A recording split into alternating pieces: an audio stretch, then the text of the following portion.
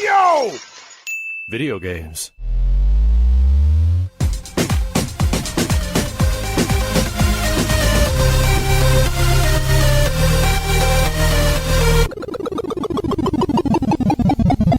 What up, dudes, and welcome back to the YoVideogames podcast. I'm Matt.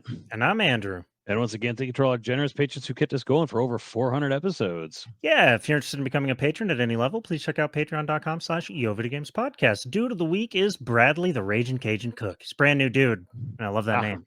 And he's got a great name. Yeah, I'm trying to think of like all the times I've had Cajun food, and unfortunately, I think I've only ever like a gumbo. I had a really good Cajun dish jambalaya at the Blue Bayou, actually, about a month ago. Yeah, about a month ago. So is Cajun food? It's got to be like French in influence, right? Of course, it's like it's spicy seafood is the way I would describe it.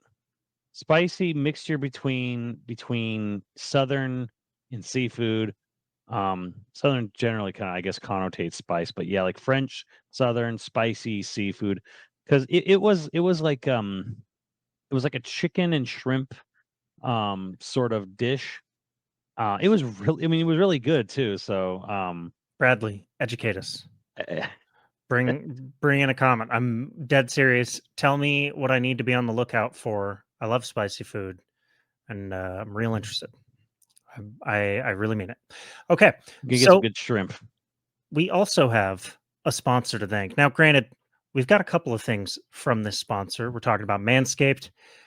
We've got the Beard Hedger.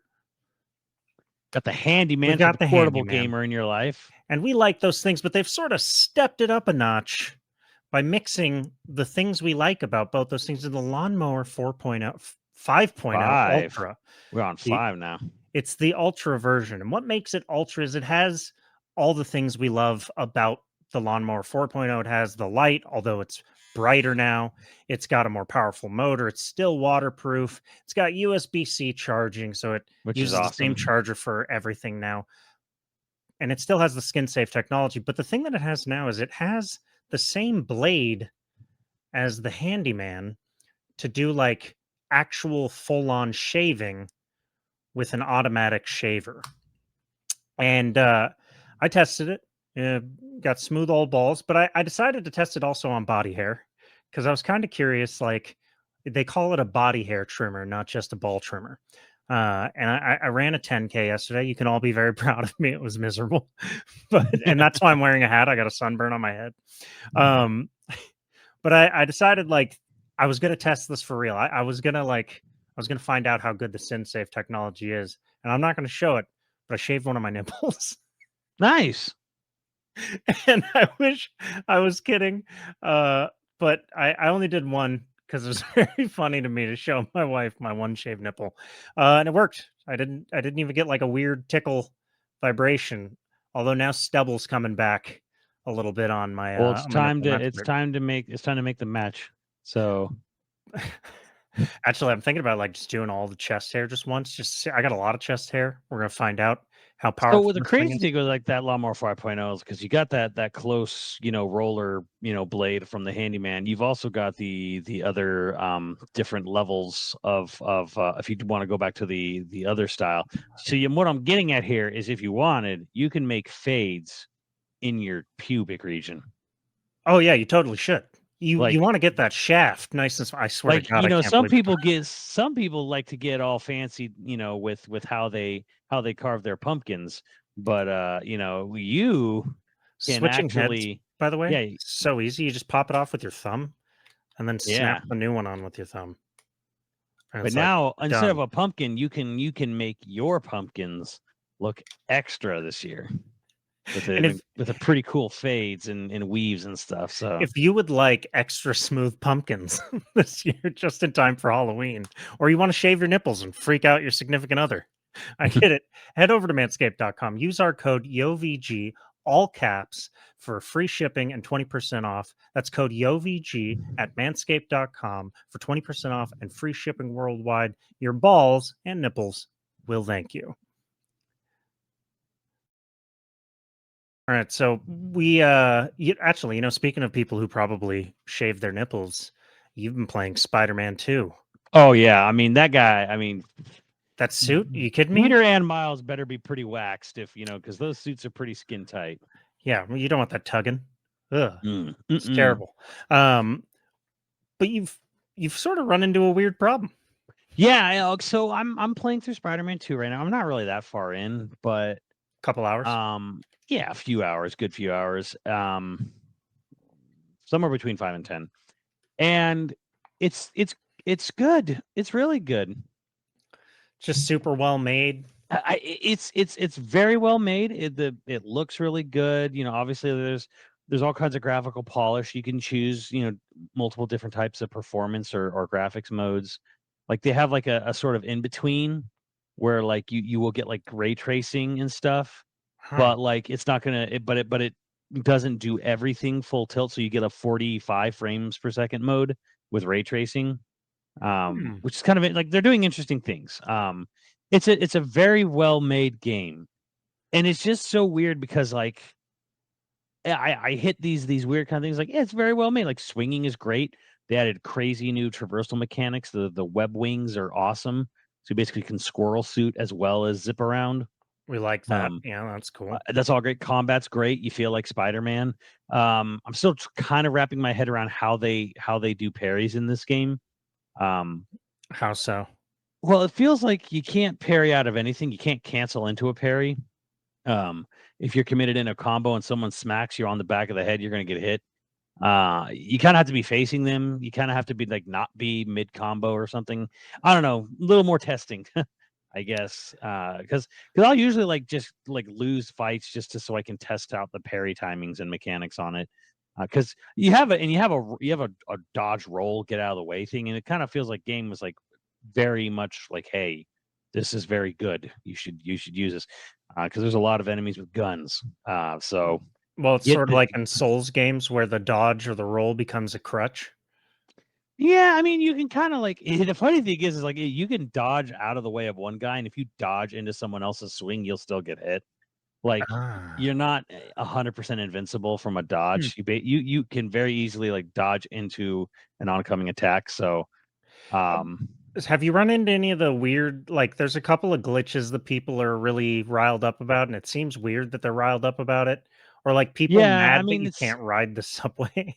it's a big giant open world like simulation of New York. And yeah, there's going to be weird things. Like I've seen the very minor things here or there, clipping usually of some sort or whatever, but it's the biggest non-issue to me because I know in the original game they had that thing where like you could literally ride the subway to fast travel. There is a mechanic in the game I think is dumb where sections of New York you cannot fast travel to them unless you've done a bunch of chores in that area. You have to like level up that part of the city Okay. before it lets you fast travel to that anywhere in that part of the city, which I'm like, why? All right, I'm going to admit something because I feel like in order for anything that I say to seem honest here, uh, I don't care about playing as Spider-Man. Like it's just never Spider-Man has never been a draw to me specifically. It's weird because I've never been super attached to Spider-Man as a character, as a franchise. But you loved the first game. You liked. I didn't even play the first game. You didn't? I thought you liked the first Insomniac game. I didn't even play. I mean, I played the opening bank heist for when you're stopping the bank heist for what a kingpin or whatever. But Son of a bitch, you told me you liked the combat in it. The combat is good.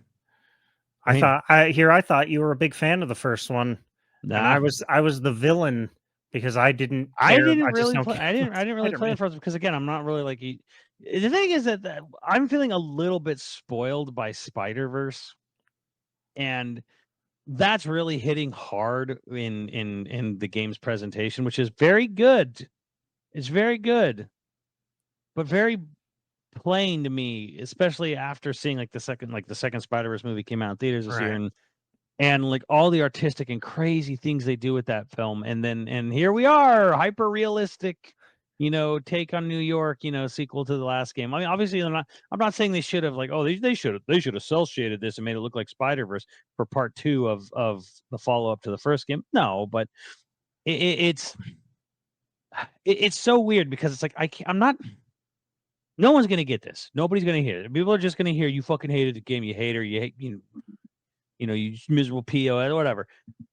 And it's to me, I'm just like, it's well made. It's super well made. The voice acting is great. The graphics are great. Like the scale and scope is great. Everything's great. But it's boring in a way, like in a weird sort of way where it's like, because here's the big takeaway, right? Like you get like the stories and stuff going on with Peter and Harry. So in the storyline, like Harry Osborn had like cancer and he got cured of his cancer because his dad experimented on him with the symbiote, whatever the fuck.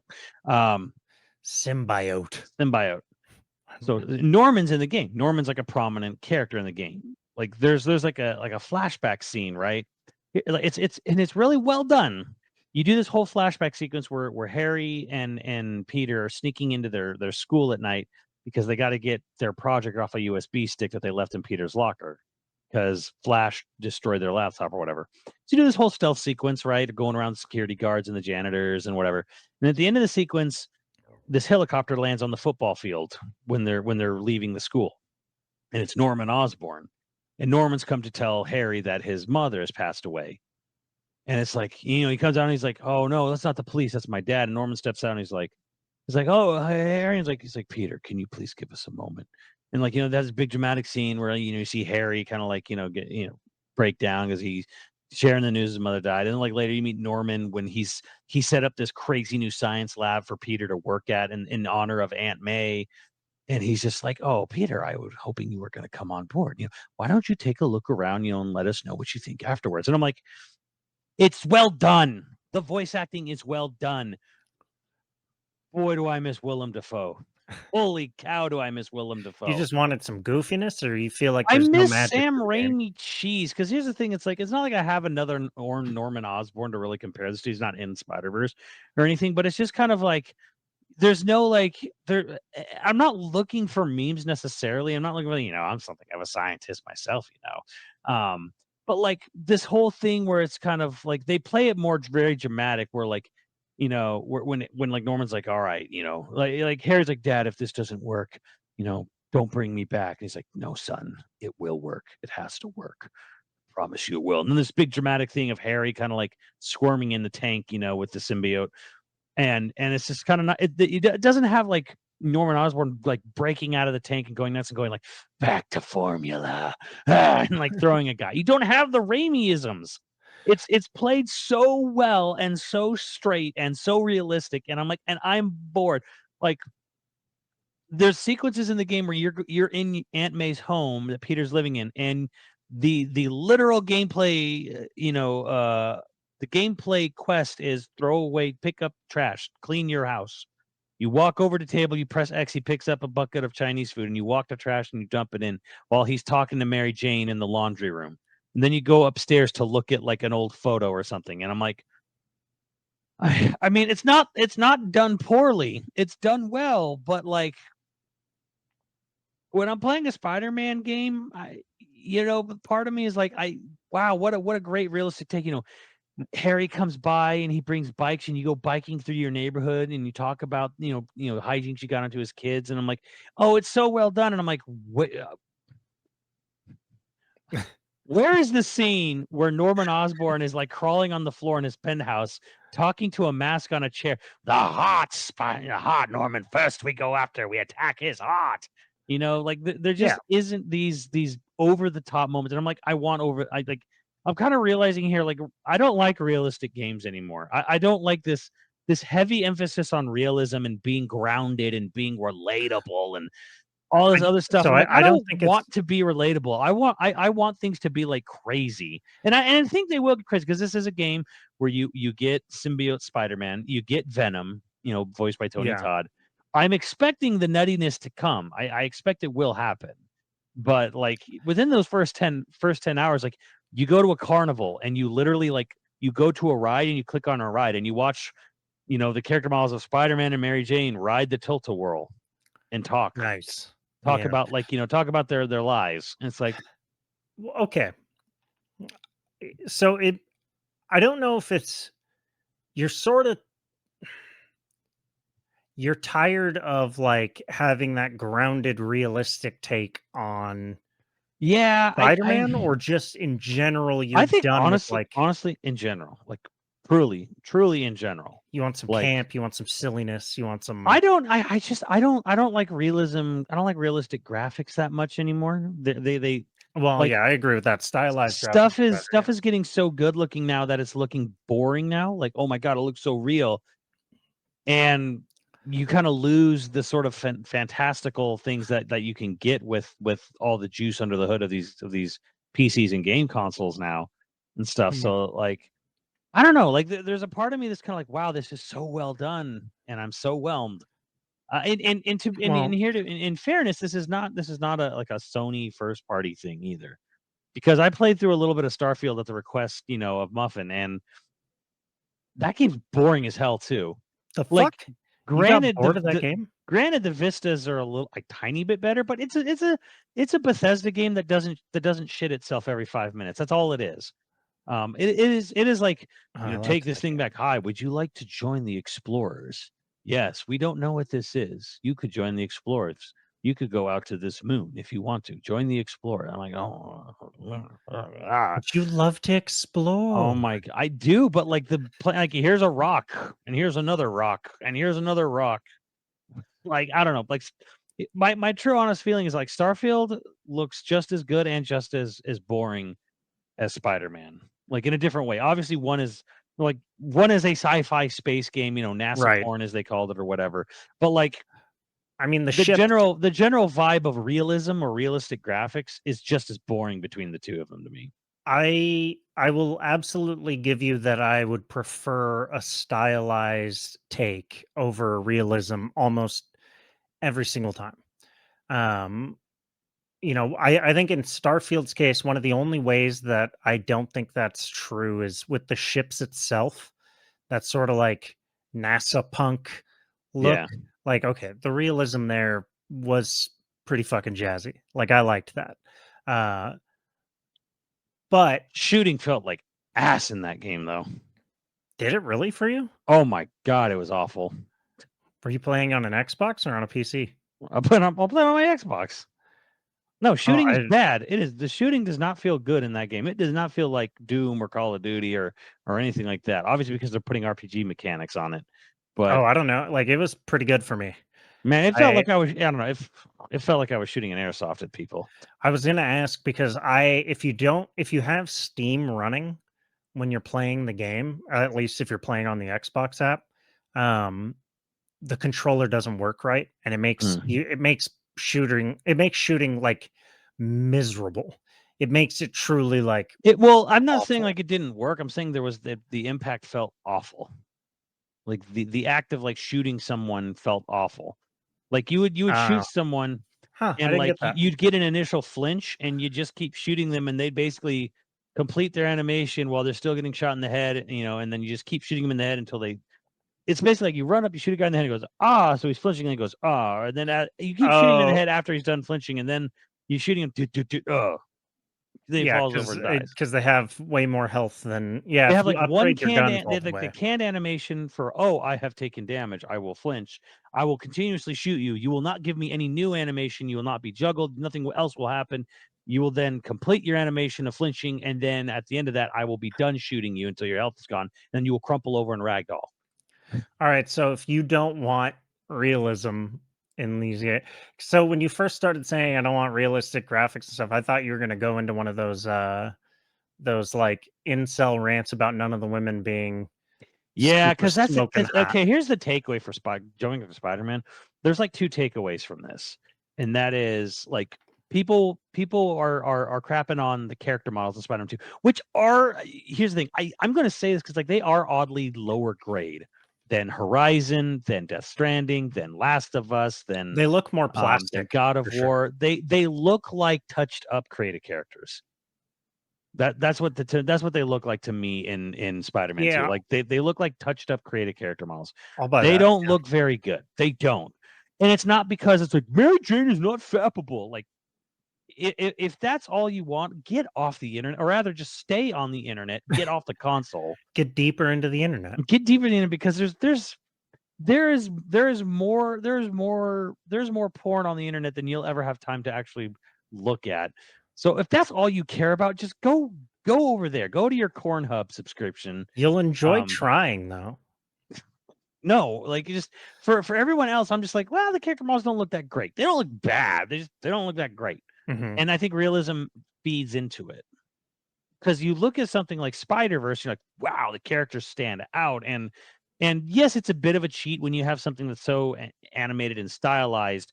You can Right. express emotion quicker, easier, faster. But it also just helps sell it better.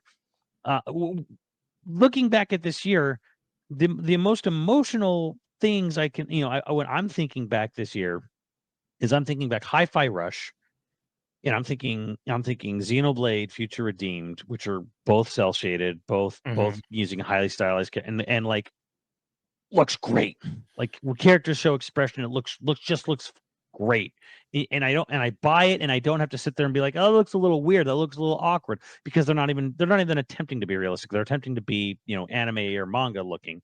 So they don't have to. I mean, granted, they don't have to try as hard necessarily, but you never have the uncanny valley effect when you have something so stylized. Right, yeah, you don't have to try and make it look real, you just have to make it look consistent for the Right. style, yeah. Yeah, yeah, And yeah. for more like a realistic take, like RE4 remake looks really good because it's not 100% trying to be realistic. It's got more gritty, somewhat real. It's got a more realistic look than say Hi-Fi Rush, right? But RE4 and by extension Devil May Cry 5, they're still stylized.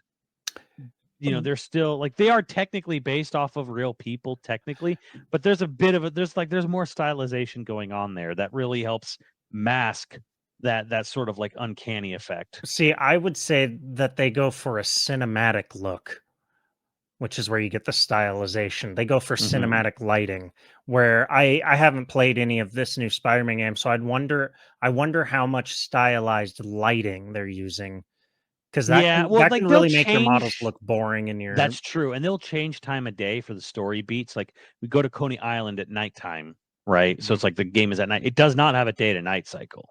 A lot of the game is in the day, so you're just getting a lot of like daylighting in a Mm. lot of stuff you're doing in So the it game. could be kind of flat lighting as It not it helping can there, be, yeah. yeah, yeah. I honestly can't say I noticed the lighting necessarily being a problem, but like Well, being so daylight can sort of like blah out things. right, it can so flat lighting, flat bright lighting can make your character models look in all animation, but Hmm. I'm specifically it can make your models look more blah or more Yeah, plain. yeah. One thing, so like character models in RE4 remake are, yes, they're somewhat stylized because they're not perfectly, they're a little bit, their anatomy is exaggerated in some ways and stuff to make it easier to track their movement in combat, shit like that. Yeah. But it is mostly realistic. Like it's not. I think the number one thing that comes away from that is, one, they didn't try to go for like they didn't try to ground the movement and the look of each person in reality, Mhm. right? You're not going to have a special agent with flippy hair that you're just like constantly getting out of your eyes. Yeah. But they didn't give him a buzz cut or slick back his hair or something like that.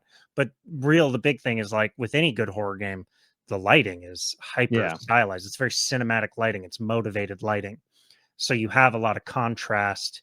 You have a lot of like, um, I don't know, like you have a lot of texture Yeah. because of the lighting. And only from the clips that I've seen, because again, I haven't played this.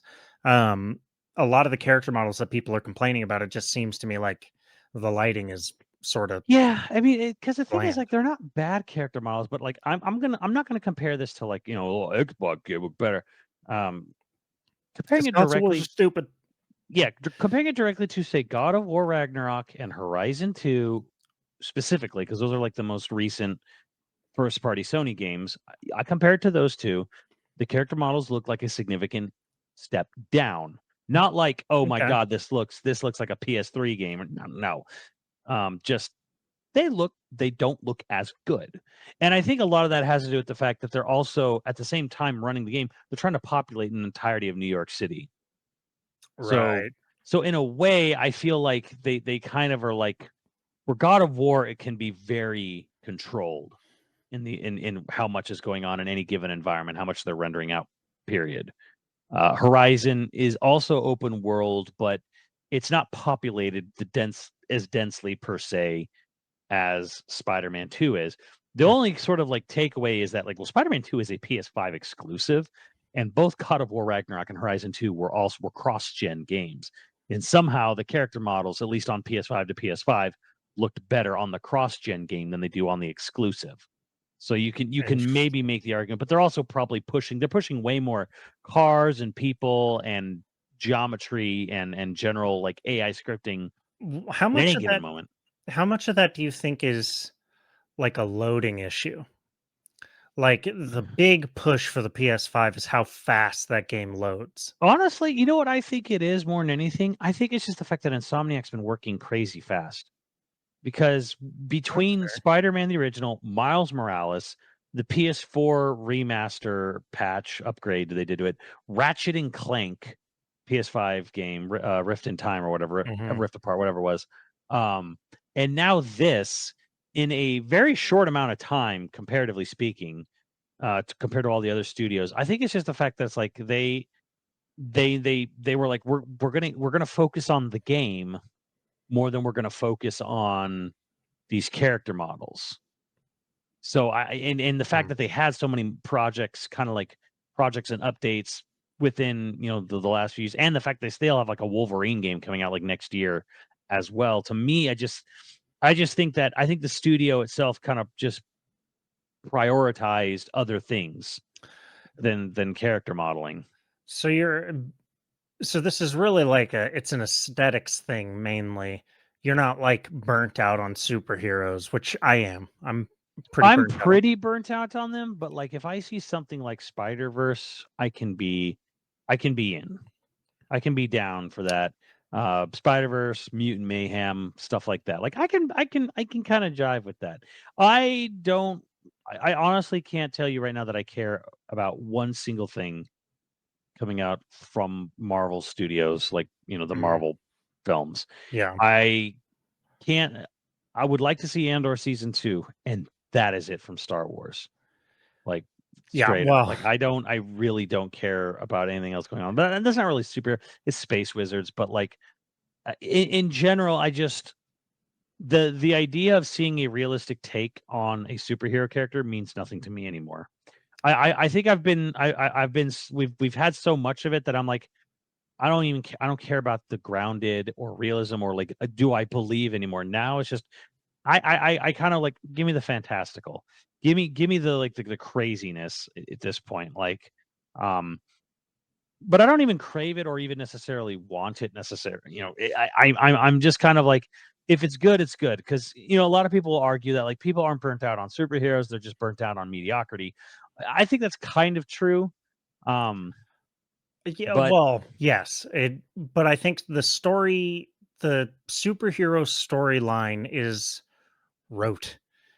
We're now into like year what, 15 mhm. of where superhero stories are the dominant story. It's sort of like how everyone was tired of westerns.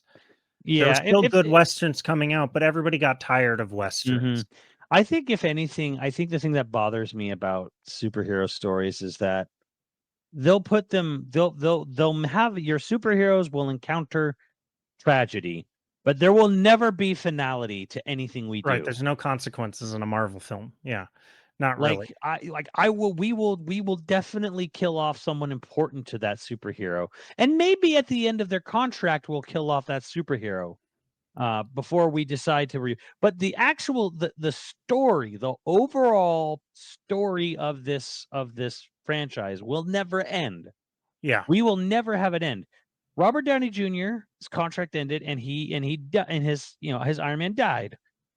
But the Marvel Cinematic Universe will continue in perpetuity forever. There will never be an ending. The ending will come when they completely fizzle out on both streaming and at the box office, and no one cares anymore. They stop making them. But Yeah, there and will then not they'll be reboot it.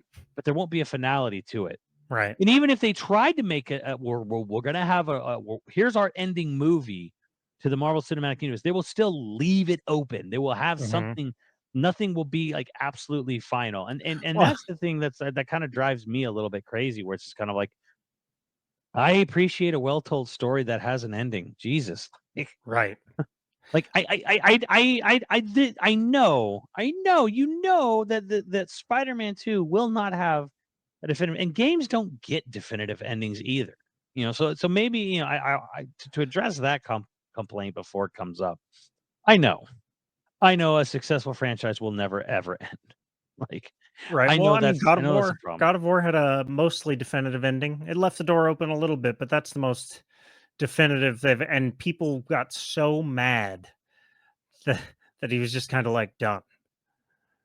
I'm forgetting the director's name right now. Oh, Balrog, Corey, Corey Balrog. Yeah, Corey uh, Barlog. Barlog, Balrog. Yeah, he did it. Yeah, that was badass. He Though. makes the joke on himself. He knows. But even he was just kind of like, yeah, 2 games was enough. We're sort of done with that chapter. And people Yeah, were well, they still had a like, we different. could have There done was a third. Yeah, and there was a different director for 2 technically.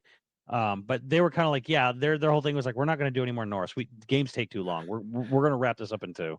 This is like that story where Keanu Reeves begged the team behind John Wick to kill him. Begged him.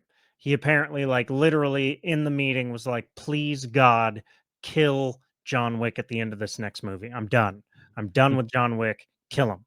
And the director in some like interview, I guess, was just like, yeah, so I really wanted to give into that, but I was having a lot of pressure from the studio, so we left it slightly open just in case he decides he wants to come back.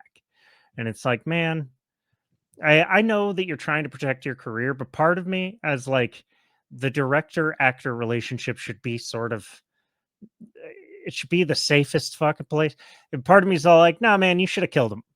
You should have dicked the studio. I think and it'll killed be such a slap because the thing is, I actually saw this on Twitter, and spoilers, whatever. It was the ending shot of John Wick where he finally bites the bullet, whatever, spoilers, Mhm. whatever.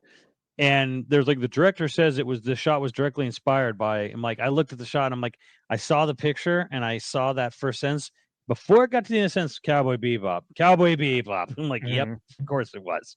Yeah. I'm like, you if they, because I didn't even watch the 4th John Wick, but it's like, if they try to resurrect this dude for a 5, 6, 7, whatever John Wick, I'll be like, man, you're going to directly take inspiration from one of the only times anime had a finality to it, Look, and you're just gonna like crap on that, and like you're gonna continue. No, there's only one way that I will accept a new John Wick movie, and that is if he wakes up in hell and has to fight his way through all 9 levels of hell to the pearly gates, fight his way through the pearly gates, and it ends with him getting his lady back.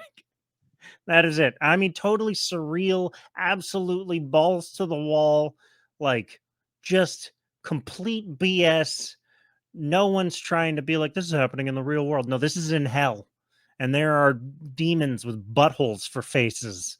And they're chasing, and he's fighting everyone he's ever killed. He is fighting his way through them again in a gauntlet to get to heaven, to earn heaven. That is the only movie I will accept. we Everything just want else, to talk about. We need something. We just want fantastical things like that, and yeah, I don't know, like. I see the danger of sort of like wanting every game to have finality, because then it's like, well, how are you going to get excited about new games? Because it's hard to be excited for a new IP. I get it. I can be. Um, it's like, don't I you don't think want? that's true at all. Aren't you more easily excited when you see a sequel to a game you really loved? Like, kind of. But if it has finality, I don't want it. I don't. There's like games. There's like, I don't want their. Like, I would be genuinely sort of like miffed if they did a direct sequel to, say, Near Automata. Like, 2B and 9S are going to come back. I'm like, no. Well, I would be genuinely upset if Square was like, they made so much money, they're such popular characters, we got to bring them back. I'd be like, no, F you, two don't do movies that I this. liked, and on topic because it's across the Spider-Verse and Into the Spider-Verse. The first one, much more contained story. The second one has a whole section of it at the end to set up the next Yeah, story. The second one is only half as good as the first one, in my opinion. And I think entirely the reason is because it was so clearly trying to leave the door open and set up another movie. well, it was I think always going to finality be, to it was stories always going to always be make the two. story better. There was always going to be, Right. Sure. and they also said that this will be the end of like Miles' story. Yeah, In sure. the third That's movie, I'm like, cool. that's totally fine. I'm just saying that a finality to a story, a story that completes, that finishes, always better, in my Yeah. opinion. Even a good movie like Across the Spider-Verse is weakened significantly by the need to keep the door open on the story. Yes, okay, it was made to be a part one of two Well, right, and all because that, that's whatever. like the But, Lord of the Rings argument, where it's like, oh, this movie isn't good because it doesn't have an ending, and I'm like, oh, but every Lord of the Rings movie does have an ending. It does have Two Towers barely does. it has a full arc though that happens. Mhm. And the next movie starts with the character having been changed by the last movie. Right. That's why Peter Jackson was so damn good. It's why The Hobbit sucks so much. Because none of that is in The Hobbit. In the first one, they filmed them all together, which was great. Yeah. But each section, each movie in and of itself ends and feels like, yeah, okay, you know there's more coming because it's the Lord of the Rings. But every character has a full arc that ends. Like the next movie again starts and you're like, yeah, the other one started, but like it goes through setting up the characters. It retells you where Well, it they're doesn't mentally at. have a catch-up moment, and that was something the studio Right. really pushed for, but they didn't do. Right. Was having a recap. Right. Because they knew just by how they wrote it, they didn't need it because each movie was contained. It was a piece of a larger I'm not really story. sure I'd agree Two Towers is self-contained in any way. Like, if you didn't watch the first one, Two Towers is going to be like, what is going on? And then Ian kind of like even the start of the third movie, like, wait, what happened here? Like, if you went from like say Fellowship to Return of the King, you'd be like, wait, what happened? How did we get here? It's like, yes, I'll agree with you on that. But like it's, I guess more to the point that I'm making is if they left the third one open. If they left the third one open for like, right, oh, right. see what Aragorn does next time. which is what their current CEO wants to do. It's like, I don't think we've used Lord of the We need to do more Right. Lord. I'm like, what are you talking about? Like it's Bro, less he fun filmed talking 5 endings. It's so final. He tried to hit the nail on the finale on that 5 times. You can't. I do think one of the things that like DC did, in my opinion, better than like MCU, for instance, is that DC, a lot of the creators or the creatives rather behind the DC movies for a while there were trying to tell stories that ended. Mhm. And DC kept trying to take those and build universes off the back of it. Yeah. Whereas Marvel from the beginning was all like, here's phase one, and all these movies are going to weave together. And that's why it worked, because it was built like a TV series, not a movie series. And DC went to like guys who wanted to make one movie, very talented guys, and then tried to shoehorn them into making a series. Mhm. And that, but the idea behind it of having just like a final, like a single standalone DC movie, I do think was actually a more interesting idea. It just wasn't going to make you $1 trillion. That's You can't leave money on the table, boys. That's what it's all about.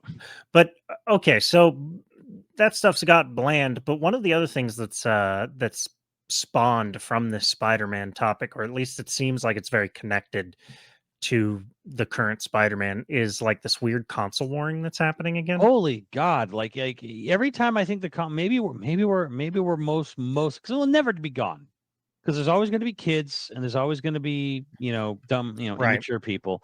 I was like, but I thought we were kind of like mostly past this, like, like the CEOs, like are like, even Phil Spencer's, congrats on the retirement to Jim Ryan, even though he literally has, public documented, like, emails about like Phil Spencer or Jim Ryan, like shit talking him. But like, he still was just kind of like, yeah, he did a lot for PlayStation, congrats on their time or whatever, blah, blah, blah. So I thought maybe we're just kind of past this because the companies do not advertise anymore. There is no longer the era of our console's good. Your console's for babies. You're a dummy if you play the other system. We have blast processing. What has Super Nintendo got? Nothing. That and like I said, we were conditioned in the 90s to be tribalistic with our console. What that was the marketing. The independent, quote unquote, independent magazines, the EGMs and Game Pros, what have you, would console war. The advertisers would console war. Everyone was part of we were conditioned to be tribalistic animals for our plastic box, right? And then you grow up. Yeah, at some point you just grow up and you realize, they all got something to offer. They're all pretty good. Like, this ain't 1994 anymore. We don't have to sit there and like, is the Jaguar good? Is the 3DO good? Is the CDI? No, none of them are good. They're not good. They all suck. There's 3 consoles and they're all good. You know what it is? When you really like when it ends for you, and somebody can tell me in the comments, it ends when you have your first job and you realize you can buy whichever one you want. Yeah. And then you actually look into spending your own money. It's not something you were given. You don't have to defend it to other neighborhood kids. It's just, I went out and I bought this one. And I have a hard time believing anybody that went out and bought it for themselves cares, because they made the choice. They don't have to argue which one's better. This is the one I bought. This is the one I have. I don't care. I don't. Now, granted, that's a rational adult. Right. And here's what I'm getting at is the internet is built for and marketed towards teenagers. And teenagers feel nothing but strongly about everything. Oh, it's not the worst day ever, but it is to them. What a teenager doesn't realize is how close they are to a toddler, where a toddler won't get like ice cream or won't get the thing they want for dinner, and then they will have a meltdown, right? Look, a teenager will sit there and be like, they censored this line in this anime, and they will have a meltdown online. And you don't realize how insignificant the things you getting upset about are. Because you feel much like a toddler doesn't realize that ice cream bar is not the end of the world. I'm not trying to disparage teens. Teens today, you can.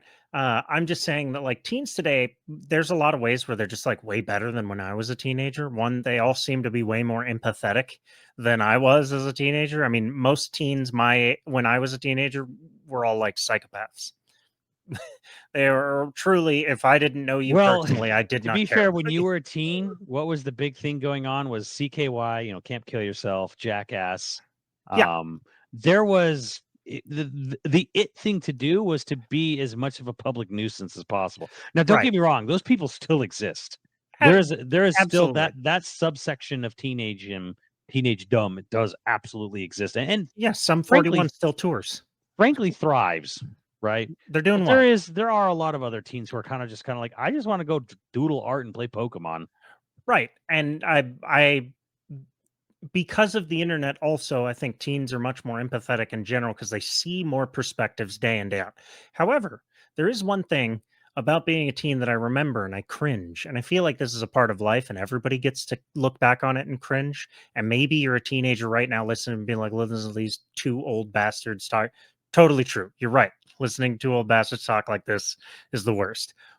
But you're going to look back on some things and you're cringe because right now you feel so deeply about it. You're like, this is the biggest deal in the world. And then at 25, you're going to think about it and be like, that was so dumb. And then at 35, you're going to think about you at 25 thinking about the thing that was so dumb. And you're going to be like, God, I still cared too much.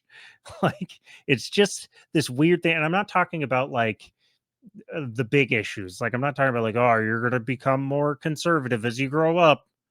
Every adult says that to you for some reason when you care about something. If you cared about the environment when you were a teenager, an adult would be like, "Oh, well, you're gonna love plastic when you're older." All right, I'm not talking about that. I'm talking about like you think your friend hates you because they didn't answer your texts right away, and you're gonna feel so friggin' deep about it. And then at 25, you're not gonna remember it, or if you do remember, you're gonna cringe about how deeply you felt about it. Or like right now, That's why my analogy about toddlers with ice cream bars is so, listen to my words. If no one's young, listen. When you see a toddler melt down because they dropped their ice cream and their whole world is gone, you're going to feel the same way about whatever it is that drives you the most nuts. Probably. They're like there are teens with real issues. I don't want to say like every issue a teen right, has is not worth, but trust me, I know there are people who go through real world stuff right, really early in life. But if you're going to complain about Mary Jane Watson's face in Spider-Man 2, it's not fappable. yeah, or you're going Oh, to dude. complain that I saw more bugs in Spider-Man 2 than in Starfield. In 5 years, that is going to be the most irrelevant thing possible. Like If you're how well Spider-Man 2 sells or doesn't sell. How many Xboxes or Game Passes people subscribe to this year versus last year? That will not matter. You will realize that is as insignificant as a toddler dropping their ice cream bar in the sand. yeah, you're You just trust not gonna me. care. You might feel passionately about it now, but it will not matter. I My favorite response, because there was some guy that was like, "Oh, every woman in a game should be the biggest fat material or whatever," and someone was just like, "Feel so bad for your girlfriend," and like the guy replied, he's just like, "Well, I don't have a girlfriend," and they're like, "Oh, I see the problem." Like, you're just like, someday some nice person's gonna let you touch their genitals, and you're gonna realize how much of a jackass you've been about this. That man's well, he's gonna have to pay for it Well, yeah, but there's still some nice person that are gonna let him touch their genitals. for money. Eh, okay, but the point is that person's still a nice person. Yes, they are very nice, It's just even to accept his cash. and there and in that moment, that guy's gonna realize, I don't really care what Mary Jane looks like in a video game. I've touched genitals. It's very nice.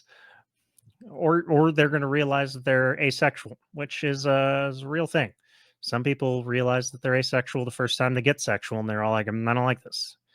It gives me Yeah, the cringe, the it's a, gross. it's a weird thing, but it happens, I guess. Yeah, that's got to be upsetting. I don't know. I don't know what it's like for you. But console warring is I don't sort know. of insane to me. One, because the hardware in a console doesn't matter. Okay, I know there's somebody like, what are you talking about? What I mean is, any game that's coming out on a console has been optimized to run on that console.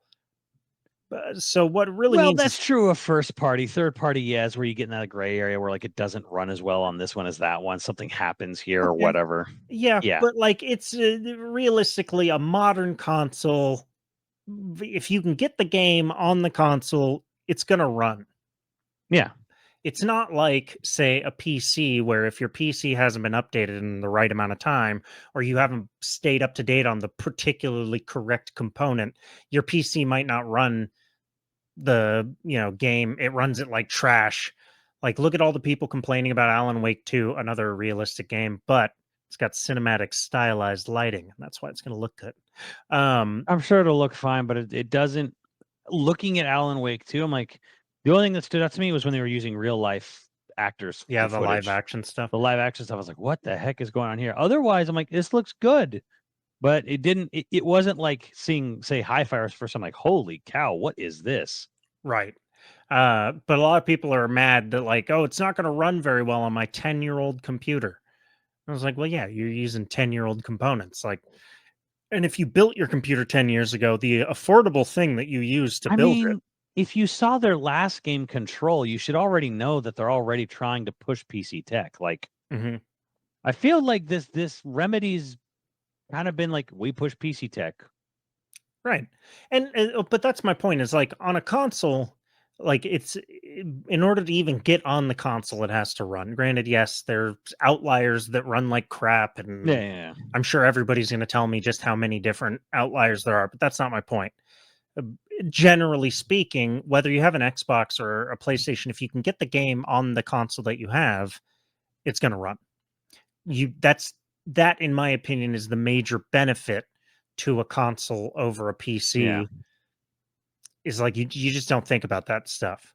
It doesn't matter if your console's 10 years old, as long as you still have, if it's the same generation that it's always been, the games that are being built for it are going to run on it. Yes, okay, Yeah. like the Switch can't progress. The games can't get much better than they are because they're pushing the outside limit of what the Switch can do. But if it came out for the Switch, it's going to run on the Switch. That's that's the beauty of a console. It's not like, in the 90s where like genuinely you just weren't going to get high performance games on certain consoles. There'd literally be entire genres of game that would not be on that console Right. because that console did not run that type of game. Yeah, and when they tried to do it, it was kind of like you got some interesting things, like Doom on Super NES. It's like, Mm. yeah, it kind of runs on it, kind of. Sega, I mean, at least how it was marketed, Sega was built for sports games. You got the best version of the sports games at the time was on Yeah. Sega. And Hmm. like the versions that be on like SNES or whatever, like it just wasn't Hmm. they had them. But like if you wanted to play your friggin' hockey game or whatever, like you were gonna get it on the Sega game, like you whatever one. Right. For me, it was Genesis.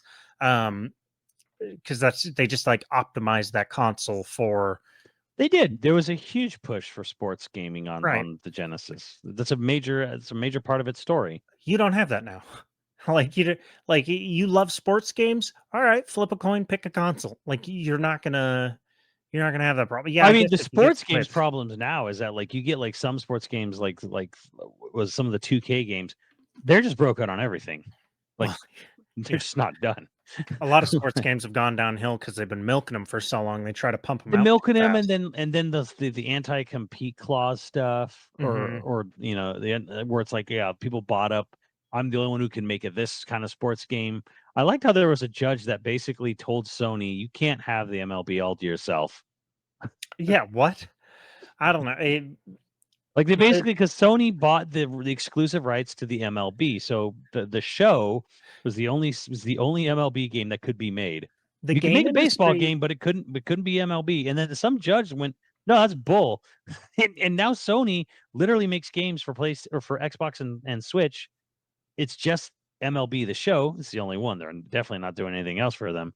But I thought it was kind of funny how it was like that one is first party, so the show was always pretty good.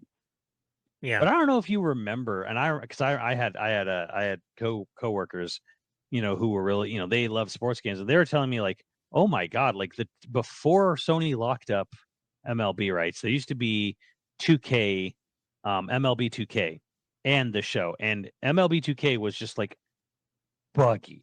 Like they were ugly, they didn't work. Players would just sort of like run into the ground. They would just sink into the outfield. Like mm, it was a mess. It was a yeah. huge mess, and I'm like, yeah, dude, like sports games, that's not a subject we're all familiar with, but like, yeah, there was a time where it was like Sega makes good sports games. Right. That's where you buy your sports games. And then we got to this future, some point in the I don't know, mid 2000s, where it was like sports games don't work anymore, but people still buy them. I don't I think it was more like the mid 2010s. Like it was in like 2014 Yeah. because I know I've told you this before. I don't know if I've said this on the podcast, but I worked at a production company where the executive producer would do all of his meetings while playing FIFA. Yeah. Like if he had to talk to you about like whatever it was, like your story producer, and you're gonna like go over what the episode has to have in it for a reality show, you'd sit down and you'd play a match of FIFA while talking about it. Hmm. That's how he did all of his meetings. And so he would always get whatever the newest sports ball game Yeah. was. Um so yeah, big sports games, gaming consoles, that's another, just like in offices, seems like every office now creative office anyway, has like a sports game that everyone plays in that office, Hmm. and usually it's like nobody even knows what the console is. But I think ultimately, getting to your ultimate point here is games are generally speaking, more stable now than they've ever been. Yeah. You buy any game on any console, granted, you know, again, we know about the outliers. Like, here's that King Kong game doesn't work. And I'm like, sure.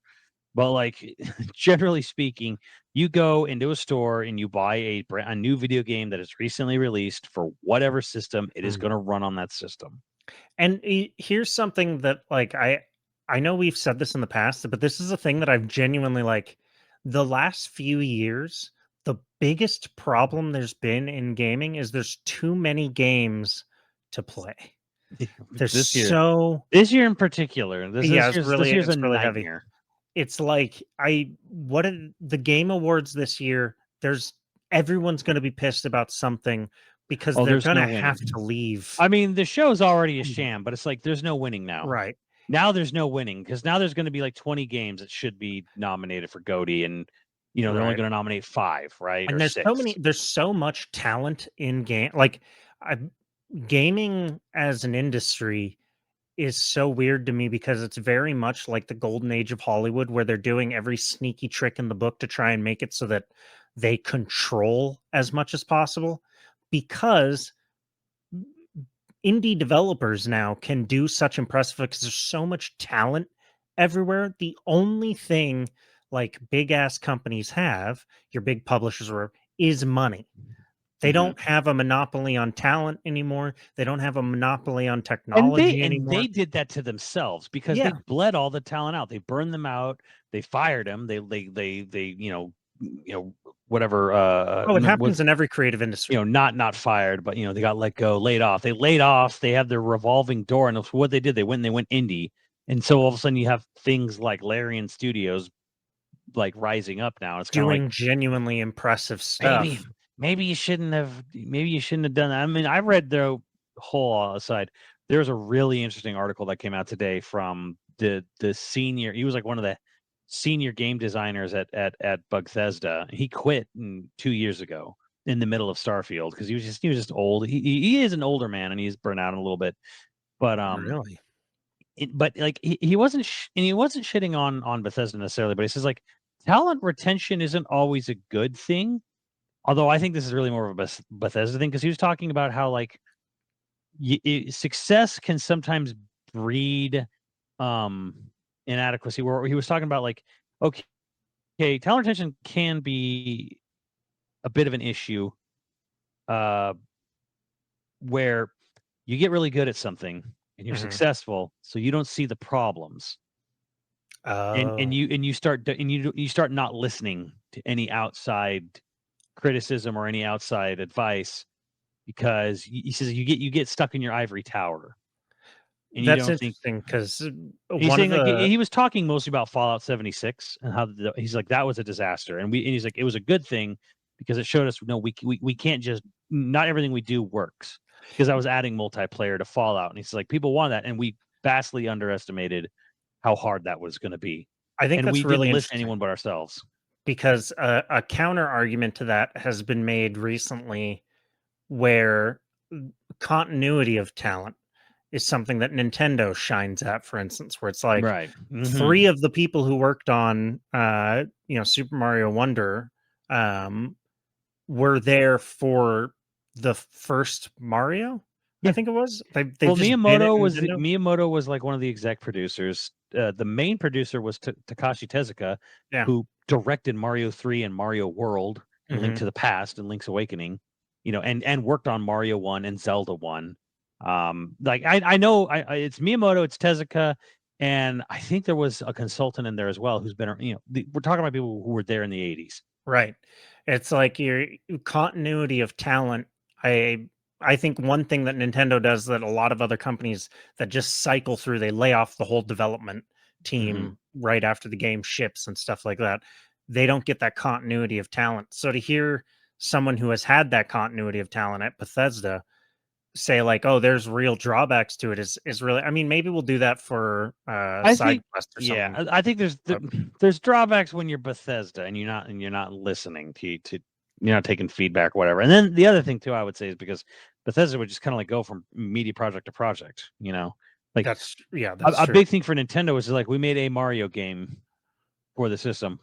We're done making Mario games For or this or this for this generation, generation, or for Mhm. at least another half decade at least. So Yeah, they I really mean, don't wear out their IP as much as other companies and, do. and and Nintendo did, like, they made 4 new Super Mario games very quick, and they were all very bland and derivative. Sold 1 billion copies, but they were very derivative. They were not, they're not fondly remembered. They're like, they're okay, they're good, I guess, whatever. Well, Wonder is the proper evolution. it's sort of in my mind, and this is another slight aside, and we won't go down it too far, but it's sort of what's happening in my mind to Pokemon right now, where they've made so many Pokemons that there's a bunch of Pokemons that you probably, even if you've played every one, there's probably a ton of them that don't stand out to you.